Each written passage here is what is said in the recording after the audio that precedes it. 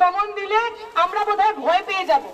ওরা জানে না এসএফআই ডিওএফআই আইডুয়া যারা করে তারা কোনো পুলিশের বাপকে ভয় পায় না, কারুর চোখ লাগাইতে আমরা ভয় পেতে আসিনি। ওরা 6 জনকে ডেকেছে, আমরা আজকে এই 6 জন এসেছি।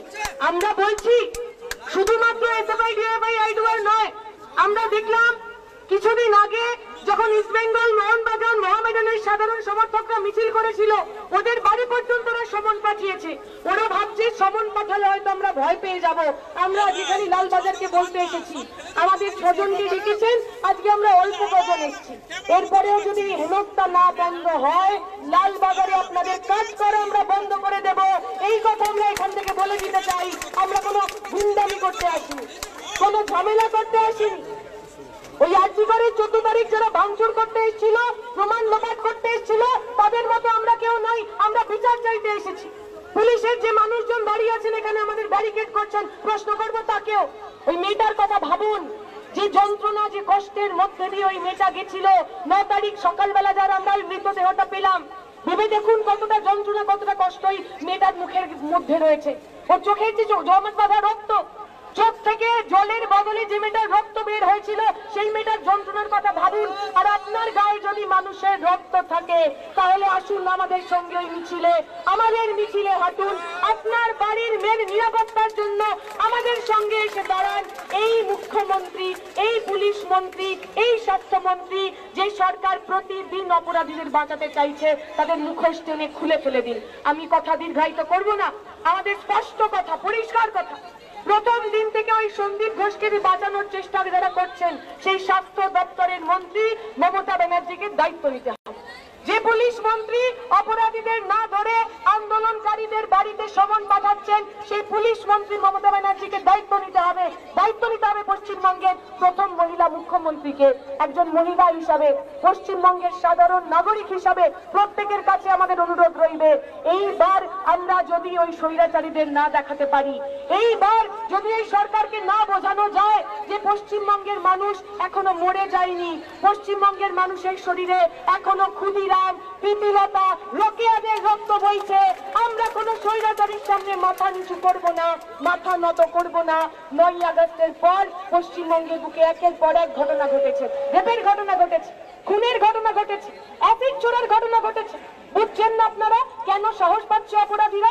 কারণ অপরাধীরা বুঝে গেছে আমরা যদি শাসক দলের হই, আমরা খুন করব, ধর্ষণ করব, তারপরে কামদুনির ধর্ষকদের মতো ঘুরে বেড়াবো, আমাদের কেউ ধরতে পারবে না। ওরা বুঝে গেছে আমরা যদি শাসক দলের সঙ্গে থাকি, সন্দীপ ঘোষদের মতো আমার জামাই আদর হবে, আমি কোনোদিনও জেলে যাব না। তাই আপনি যদি তৃণমূলের সমর্থক হন আর নিজের বাড়ির মেয়েটার নিরাপত্তা চান, সুরক্ষা চান, আপনিও আমাদের সঙ্গে গলা মেলান, আমাদের সঙ্গে স্লোগান তুলুন, দাবি এক, দাবা এক, মুখ্যমন্ত্রীর পদত্যাগ।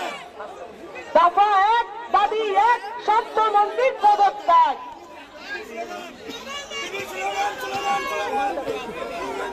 এই দফা এক, দাবি এক, এই দফা এক, দাবি এক, এই দফা এক, দাবি এক, এই দফা এক, দাবি এক।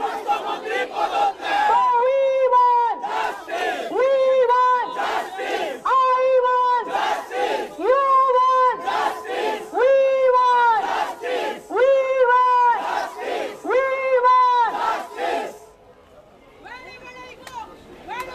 Enqilab Zindabad. SFI, DYFI, ITWAC करे पुकार. Enqilab Zindabad. दफा एक दाबी है. স্বাস্থ্যমন্ত্রী পদত্যাগ. दफा एक दाबी है. পুলিশমন্ত্রী পদত্যাগ. दफा एक दाबी है. স্বাস্থ্যমন্ত্রী পদত্যাগ. পাড়ায় পাড়ায় অ্যাকশন.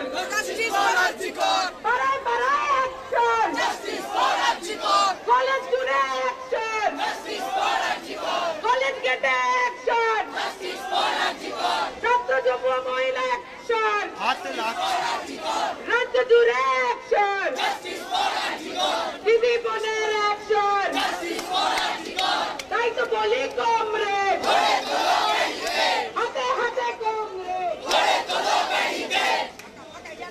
সুশান্ত একটু গাড়ির কাছে আসো তো। তাই তো বলি কমরেড, গড়ে তোলো ব্যারিকেড। হাতে হাত কমরেড, গড়ে তোলো ব্যারিকেড। ছাত্র যুব কমরেড,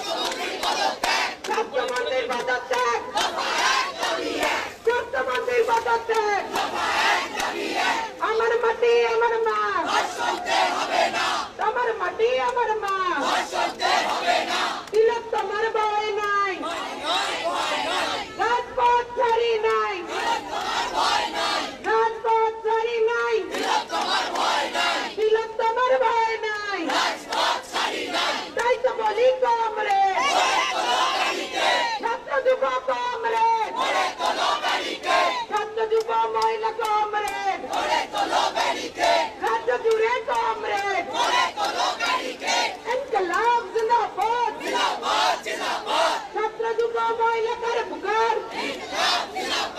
দাবি এক দাবি দফা এক দাবি এক, স্বাস্থ্যমন্ত্রীর পদত্যাগ, দফা এক দাবি এক, মুখ্যমন্ত্রীর পদত্যাগ।